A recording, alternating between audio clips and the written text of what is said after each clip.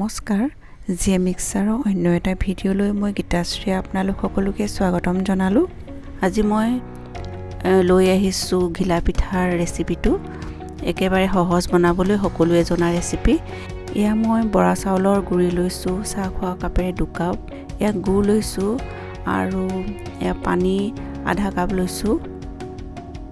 গুড়টো নিজৰ সোৱাদ মতে ল'লেই হ'ল, কিমান মিঠা খায়।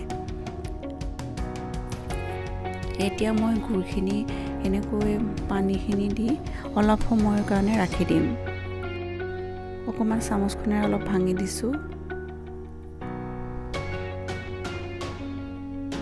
গলাই ল'বও পাৰি, কিন্তু মই গলাই নলৈ এনেকৈয়ে লৈ লৈছোঁ। যদি মিঠা বেছি খায় তেন্তে গুড়টো অলপ বেছিকৈ গুলিব। এতিয়া এইখিনি মই 10 মিনিটমান ৰাখি দিলোঁ।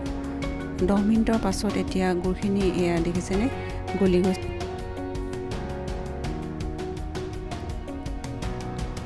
আৰু এতিয়া মই এইখিনি চেকি ল'ম।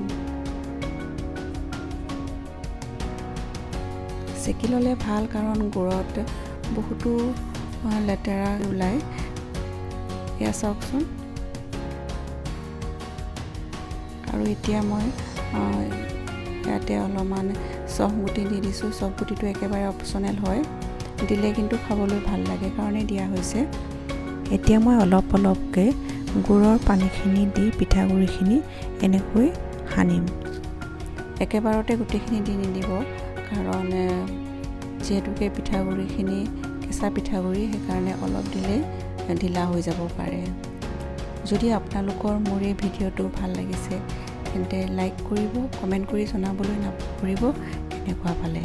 আৰু যিসকল নতুনকৈ ভিউৱাৰ আছে মোৰ চেনেলটো চাইছে, প্লিজ তেওঁলোকে মোৰ চেনেলটো ছাবস্ক্ৰাইব নকৰাকৈ নাযাব আৰু কাষতে থকা বেল আইকনটো টিপি দিব, যাতে মোৰ আহিবলগীয়া ভিডিঅ'বোৰৰ ন'টিফিকেশ্যন আপুনি পোনপ্ৰথমে পায়। আৰু এতিয়া মই এনেকৈ হাতেৰে ভালকৈ মঠি ল'ম।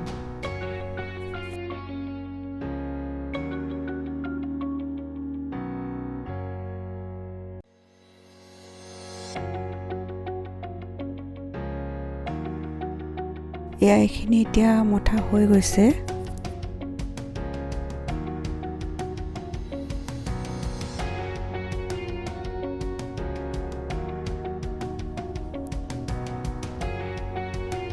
এনেকৈ প্ৰথমতে এটা নিৰ্দিষ্ট জোখত লাড়ু বনাই আৰু পাছত এনেকৈ হাতত লৈ চেপেটা কৰি দিম। এতিয়া মই এনেকৈ গোটেইখিনি বনাই ল'ম।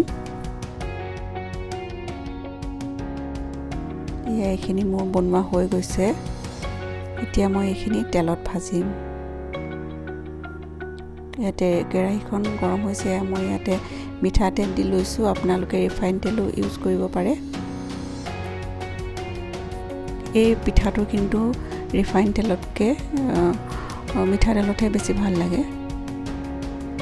আৰু এতিয়া কম জুইত গোটেই পিঠাখিনি এনেকৈ মই ভাজিম।